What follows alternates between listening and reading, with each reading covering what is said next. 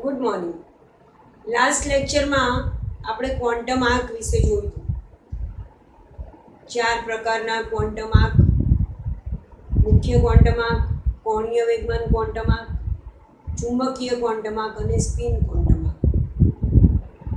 Quantum આંક પરથી પરમાણુ કેન્દ્રથી ઇલેક્ટ્રોન ક્યાં ગોઠવાયો છે એના વિશેની માહિતી મળે છે. ધારો કે આપણી પાસે આ પરમાણુ કેન્દ્ર છે કે જેમાં પ્રોટોન છે અને ન્યુટ્રોન છે, અને આ કેન્દ્ર ધન વિદ્યુતભાર ધરાવે છે, અને એની આજુબાજુ આ બધી કક્ષા છે. પહેલી કક્ષા, બીજી કક્ષા, ત્રીજી કક્ષા, n બરાબર 1, 2, 3, 4 એવી રીતે કક્ષાઓ વિસ્તરેલી છે. આપણે લાસ્ટ લેક્ચરમાં જોઈ ગયા કે પહેલી કક્ષા એની પાસે એક જ કક્ષક છે 1s, બીજી કક્ષા પાસે બે કક્ષક છે 2s અને 2p, ત્રીજી કક્ષા પાસે ત્રણ કક્ષક છે 3s, 3p અને 3d, ચોથી કક્ષા પાસે ચાર કક્ષક છે 4s, 4p, 4d અને 4f, અને પછી પાંચમી કક્ષાથી બધી જ કક્ષાઓ પાસે ચાર જ કક્ષક છે 5s, 5p, 5d અને 5f. પછી છઠ્ઠી પાસે પણ ચાર જ 6s, 6p, 6d અને 6f. પહેલી કક્ષા પાસે એક જ કક્ષક છે એટલે તમે પહેલી કક્ષામાં મેક્સિમમ 2 ઇલેક્ટ્રોન ગોઠવી શકો. બીજી કક્ષામાં 6 ઇલેક્ટ્રોન ગોઠવાય 2p માં અને 2 ઇલેક્ટ્રોન 2s માટે ટોટલ તમે 8 ઇલેક્ટ્રોન મૂકી શકો. ત્રીજી કક્ષામાં 2 3s માં, 6 ઇલેક્ટ્રોન 3p માં, 3px માં 2 જાય, 3py માં 2 જાય, 3pz માં 2 જાય, એમ ટોટલ 6 ઇલેક્ટ્રોન 3p માં અને 10 ઇલેક્ટ્રોન 3d માં, 3dxy માં 2, yz માં 2, 3dxz, 3dx² - y² અને 3dz², એમ કરીને 5 કક્ષકમાં ટોટલ 10 ઇલેક્ટ્રોન જાય એટલે કુલ 18 ઇલેક્ટ્રોન ગોઠવી શકો. ચોથી જે કક્ષા છે એમાં તમે ગણતરી કરો તો 32 ઇલેક્ટ્રોન ગોઠવાય અને ફરી બધામાં તમે 32 ઇલેક્ટ્રોન ગોઠવી શકો. હવે આપણે ઇલેક્ટ્રોનની ગોઠવણી કેવી રીતે થાય છે એની વાત કરવાની છે. ઇલેક્ટ્રોનની ગોઠવણી સમજવાની છે. તો જ્યારે આ પ્રકારની કક્ષાઓ હોય તો આપણે જોયું કે જેમ કેન્દ્રથી ઇલેક્ટ્રોન વધારે નજીક હોય એમ એની ઉર્જા ઓછી હોય અને એની સ્થિરતા વધારે હોય. ઇલેક્ટ્રોન જેમ વધારે નજીક હોય એમ એની ઉર્જા ઓછી અને સ્થિરતા વધારે હોય. તો કોઈ પણ પરમાણુ એ મહત્તમ સ્થિરતા અને લઘુત્તમ ઉર્જા પ્રાપ્ત કરવાનો પ્રયત્ન કરે.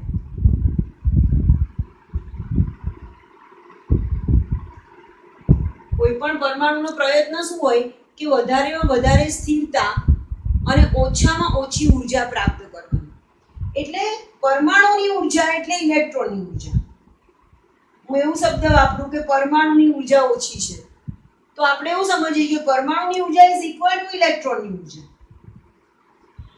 આખા પરમાણુમાં ખાલી ઇલેક્ટ્રોન જ એવો છે કે જે ઉર્જાનું શોષણ અથવા તો ઉર્જાનું ઉત્સર્જન કરી શકે છે, જેની ઉર્જામાં વધારો ઘટાડો થઈ શકે છે. આપણે શીખી ગયા કે ધારો કે પરમાણુનો ઇલેક્ટ્રોન અહીંયા ગતિ કરતો હોય અને ઉર્જાનું શોષણ કરે તો એ નિમ્નતમ ઉર્જા સ્તરમાંથી ઉચ્ચતમ ઉર્જા સ્તરમાં દાખલ થાય છે, પણ ત્યાં એ અસ્થાયી છે એટલે વધારાની ઉર્જાનું વળી પાછું એ વિકિરણ સ્વરૂપે ઉત્સર્જન કરે છે અને નિમ્નતમ ઉર્જા સ્તરમાં પાછું આવે છે. તો જે ઉર્જાનો ફેરફાર થાય છે બેઝિકલી શેમાં થાય છે? ઇલેક્ટ્રોન. ઇલેક્ટ્રોનની ઉર્જા કહું કે પરમાણુની ઉર્જા કહું એ સરખું જ કહેવાય. તો કોઈ પણ પરમાણુનો પ્રયત્ન એવો હોય કે એની ઉર્જા ઓછામાં ઓછી હોય અને એની સ્થિરતા વધારેમાં વધારે હોય એટલે ઇલેક્ટ્રોન શક્ય હોય ત્યાં સુધી કેન્દ્રની વધારે નજીક ગોઠવવાનો પ્રયત્ન કરે.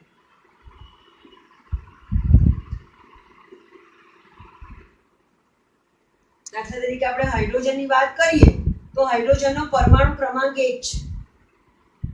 પરમાણુ ક્રમાંક 1 છે એટલે એની પાસે ઇલેક્ટ્રોન 1 છે. હાઇડ્રોજન પાસે એક જ ઇલેક્ટ્રોન છે તો સ્વાભાવિક આ હાઇડ્રોજનનો એક પ્રોટોન છે અને એની પાસે એક આ પહેલી કક્ષા છે n = 1 અને આની પાસે એક કક્ષક છે 1s.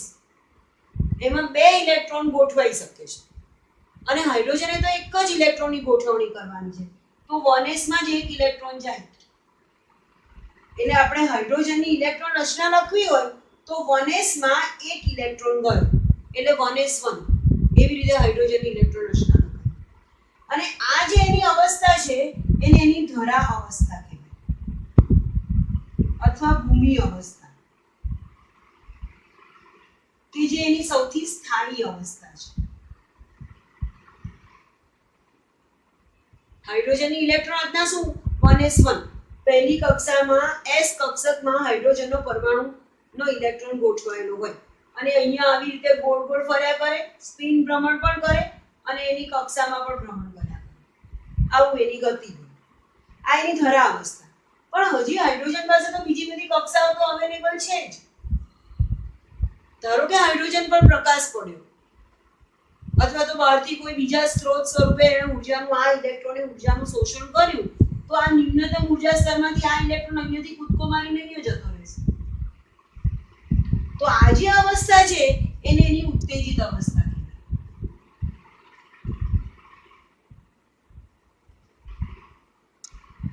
ગ્રાઉન્ડ સ્ટેટમાં જે ઇલેક્ટ્રોન રચના છે કે જે સૌથી સ્થાયી છે એને એની ધરા અવસ્થા કહેવાય. અને ઊર્જાનું શોષણ કરીને બીજી જે પણ ઉત્તેજિત અવસ્થા પ્રાપ્ત કરે છે એમાં જે આપણે એની ઇલેક્ટ્રોન રચના લખીએ છીએ એને એની ઉત્તેજિત અવસ્થાની ઇલેક્ટ્રોન રચના કહેવાય. પણ આપણે જનરલી જ્યારે ઇલેક્ટ્રોન રચના લખવાની હોય તો ધરા અવસ્થાની ઇલેક્ટ્રોન રચના લખવી પડે.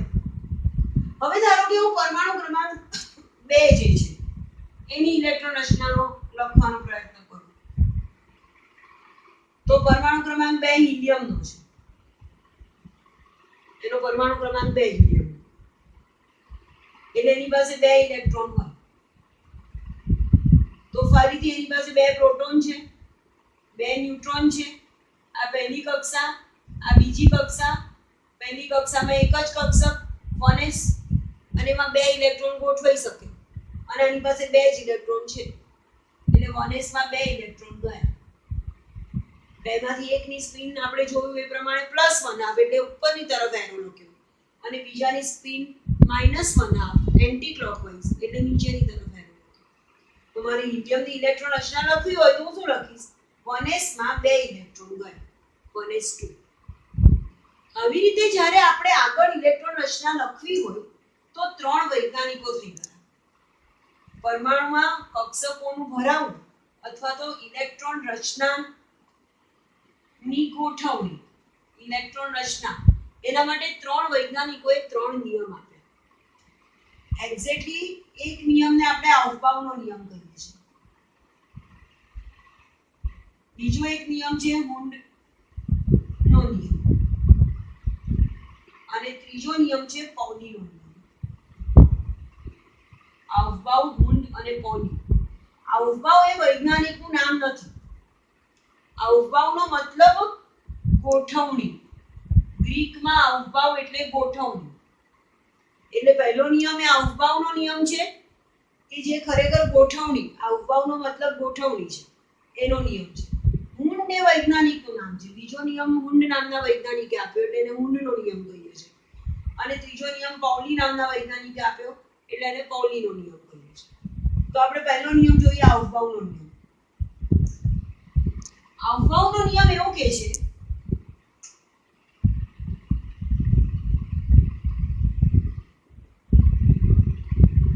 કે ઇલેક્ટ્રોન શક્ય હોય ત્યાં સુધી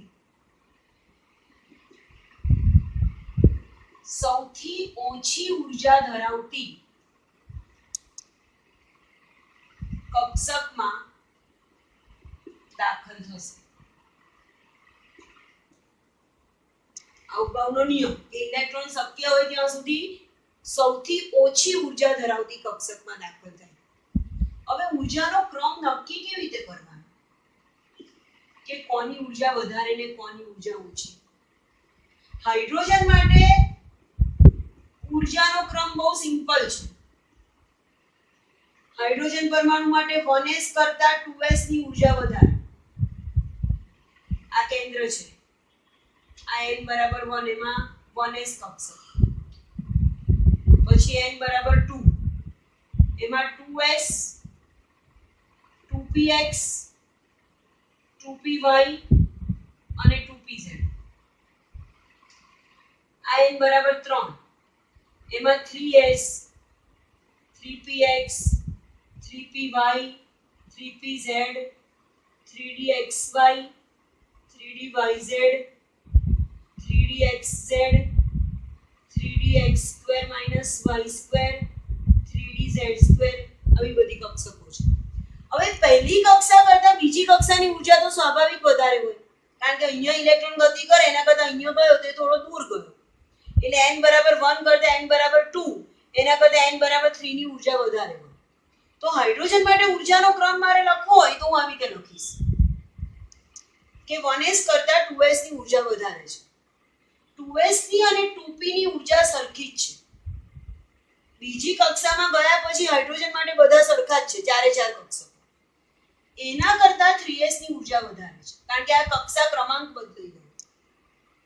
પણ 3s ની 3s કહું, 3p ની 3 કહું કે 3d ની 5 કહું, આ બધીનો ક્રમ ઉર્જા સરખી જ છે. એના કરતા 4s ની ઉર્જા વધારે છે, પણ 4s 4p 4d 4f આ બધી કક્ષકોની ઉર્જા સરખી છે. પણ આ જે ઉર્જાનો ક્રમ છે એ ફક્ત હાઇડ્રોજનને જ લાગુ પડે છે. હાઇડ્રોજન સિવાયના જે પરમાણુ છે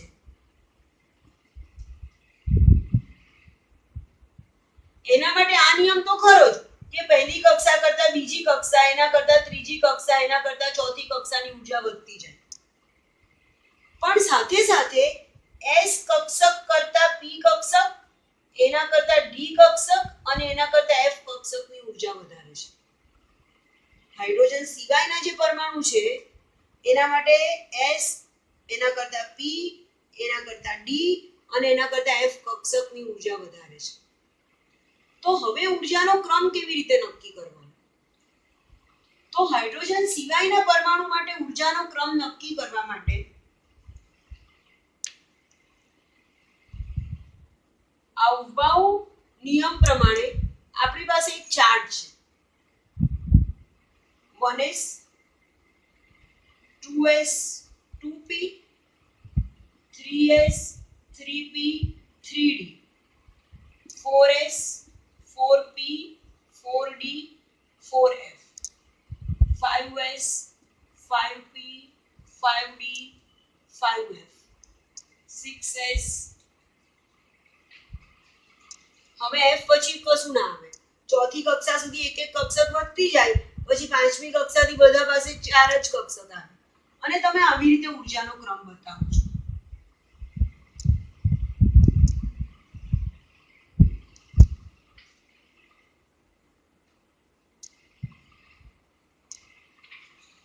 ની ઉર્જા સૌથી ઓછી, એના કરતા અહીંયાથી આગળ જઈને આમ પાછું આવવાનું અને આમ આગળ વધવું. 2s ની ઉર્જા વધારે, આમ સીધા સીધા આગળ જવાનું ને અહીંયાથી પાછું બેક થવાનું. એના કરતા 2p ની ઉર્જા વધારે, એના કરતા 3s ની ઉર્જા વધારે, આમ બેક થાવ છું. એના કરતા 3p ની ઉર્જા વધારે, પછી 4s ની ઉર્જા વધારે, પછી પાછા આગળ આવું છું. એના કરતા 3d ની ઉર્જા વધારે. એવી રીતે ઉર્જાનો ક્રમ નક્કી થાય છે. સૌથી ઓછી ઉર્જા કોની? 1s ની, પછી એના કરતા 2s ની, પછી 2p, પછી 3s, પછી 3p, પછી 4s. આ હાઇડ્રોજન સિવાયના પરમાણુ માટે ઉર્જાનો ક્રમ છે. આ મેથડ તમે યાદ રાખો છો. પણ આવ્યું ક્યાંથી એવું? એવું તો તમે સમજો કે 1s કરતા 2s ની ઉર્જા વધારે છે.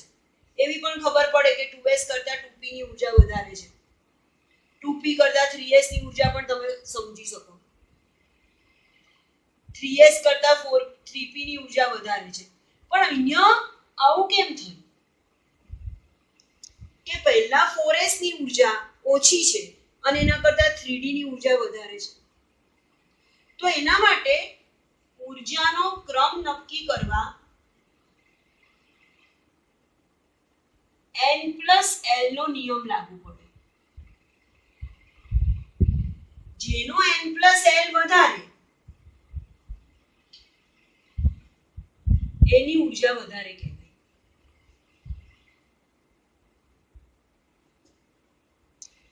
અને જેની ઉર્જા ઓછી હોય એમાં ઇલેક્ટ્રોન પહેલા ગોઠવાય.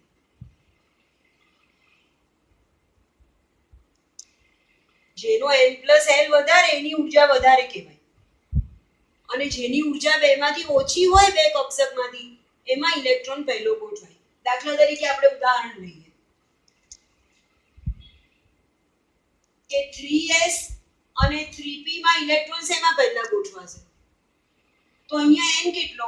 3, ત્રીજી કક્ષક. l કેટલો? 0, કારણ કે s કક્ષક છે. તો n+l અહીંયા 3 થયો. 3p માં n કેટલો? 3. l કેટલો? p કક્ષક એટલે 1. તો અહીંયા n+l નો સરવાળો 4 થયો. તો 3s કરતા 3p ની ઉર્જા વધારે છે. 3s કરતા 3p ની ઉર્જા વધારે છે. એવી રીતે 3p અને 4s ની વાત કરીએ તો 3p અને 4s માં 3p અને 4s માં કોની ઉર્જા વધારે એ મારે નક્કી કરવું છે. તો અહીંયા n+l કેટલો થયો? n એટલે 3 અને p કક્ષક છે એટલે l 1 આવ્યો. તો n+l અહીંયા 4 થયો. અહીંયા n+l કેટલો થયો? તો n 4 અને s કક્ષક છે એટલે p 0. તો અહીંયા પણ n+l 4 થયો. તો જેમાં n+l ની કિંમત સરખી આવે તો જેનો મુખ્ય ક્વોન્ટમાંક વધારે હોય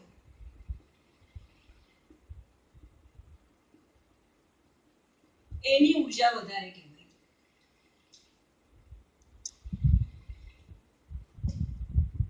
એટલે અહીંયા મુખ્ય ક્વોન્ટમાંક 4 છે અને અહીંયા મુખ્ય ક્વોન્ટમાંક 3 છે એટલે 3s કરતા 4s ની ઉર્જા વધારે કહેવાય.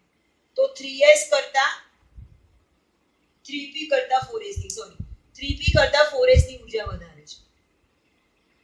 હવે 4s અને 3d ની ચકાસણી કરીએ. 4s અને 3d ની તો અહીંયા n+l n4 કહેવાય. s કક્ષક માટે l 0 છે તો n+l 4 થયા. અહીંયા n+l n3 છે અને d કક્ષક માટે l ની વેલ્યુ 2 છે.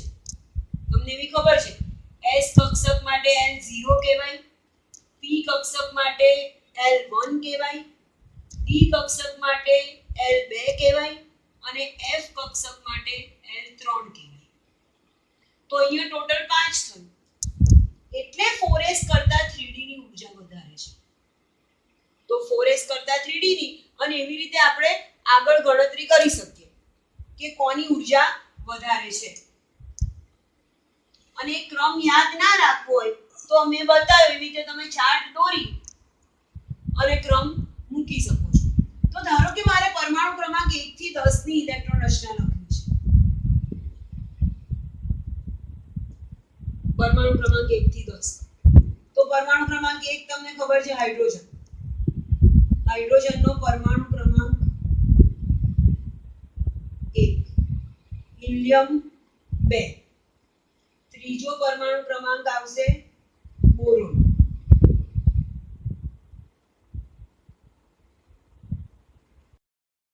તો હાઇડ્રોજનનો પરમાણુ ક્રમાંક 1 આવે. પરમાણુ ક્રમાંક 2 હિલિયમનો, પરમાણુ ક્રમાંક 3 લિથિયમનો, પરમાણુ ક્રમાંક 4 બેરિલિયમ, 5 બોરોન અહીંયા સુધી ધારો કે 1 થી 5 ની ઇલેક્ટ્રોન રચના લખવી હોય તો આપણે હમણાં જ અવભાવના નિયમ પ્રમાણે ઉર્જાનો ક્રમ જોયો તો પહેલા ઇલેક્ટ્રોન 1s ની સૌથી ઓછી, એના કરતાં 2s ની ઉર્જા વધારે, એના કરતાં 2p ની ઉર્જા વધારે, પછી 3s ની, એવી રીતે ગોઠવાયા કરે. તો હાઇડ્રોજનનો એક ઇલેક્ટ્રોન શેમાં જાય? 1s માં, તો 1s1 હાઇડ્રોજન ઇલેક્ટ્રોન છે. હિલિયમના બે ઇલેક્ટ્રોન શેમાં જાય? તો 1s માં જ બંને જાય, કારણ કે એક કક્ષકમાં બે ઇલેક્ટ્રોન ગોઠવી શકો. અને હંમેશા પ્રયત્ન એવો હોય કે ઓછી ઉર્જા ધરાવતી કક્ષકમાં સૌથી પહેલા ઇલેક્ટ્રોન દાખલ થાય, એ કક્ષક સંપૂર્ણપણે ભરાઈ જાય, ત્યાર પછી જ એના કરતાં વધારે ઉર્જાવાળી કક્ષકમાં ઇલેક્ટ્રોન દાખલ થાય. આને મારે સંજ્ઞાત્મક રીતે 1s1 ને બતાવવું હોય તો હું આવી રીતે બતાવી શકું. 1s આવી રીતે ચોરસમાં પણ બતાવાય, આવી રીતે ગોળ કક્ષકમાં પણ 1s1 બતાવાય. 1s2 બતાવું છે, આ 1s2. ધારો કે મારે લિથિયમની ઇલેક્ટ્રોન રચના લખવી છે તો એમાં તો 3 ઇલેક્ટ્રોન ગોઠવવાના છે, પણ 1s માં તો તમે મેક્સિમમ 2 જ ગોઠવી શકો. એટલે 1s માં 2 ગોઠવાયા, હજી એક ઇલેક્ટ્રોન બાકી રહ્યો તો એ ઇલેક્ટ્રોન 2s માં જાય. તો 1s2 2s1 આ લિથિયમની ઇલેક્ટ્રોન રચના કહેવાય. એને તમારે દોરવી હોય તો 1s2 અને 2s1 આવી રીતે દોરી શકો. બેરિલિયમની ઇલેક્ટ્રોન રચના લખવી છે તો એમાં 4 ઇલેક્ટ્રોન ગોઠવવાના છે, એટલે સ્વાભાવિક 1s માં 2 જાય અને 2s માં 2 જાય. તો 1s2 અને 2s2. બોરોનનો પરમાણુ ક્રમાંક 5 છે, એટલે એમાં 1s માં 2 ગયા, ભરાઈ ગઈ આખી. એના પછી 2s માં 2 ગયા તો 2s પણ ભરાઈ ગઈ. 2s પછી ઇલેક્ટ્રોન 2p માં જાય, તો 2p માં એક ઇલેક્ટ્રોન ગયો, 2p1. આવી રીતે પણ બતાવાય. તમે 1s ને આવી રીતે પણ બતાવી શકો. 1s માં 2 ગયા, 2s માં 2 ગયા અને 2p માં 3 પેટા કક્ષકો છે. એની વાત આપણે નેક્સ્ટ લેક્ચરમાં કરીએ છીએ. 2px, 2py અને 2pz, અને એમાં એક ઇલેક્ટ્રોન આવી રીતે ગોઠવાય. તો 1 થી 5 પરમાણુ ક્રમાંક સુધી તમે આવી રીતે ઇલેક્ટ્રોન રચના લખી શકો. બાકીની ઇલેક્ટ્રોન રચના આપણે નેક્સ્ટ લેક્ચરમાં જોઈશું.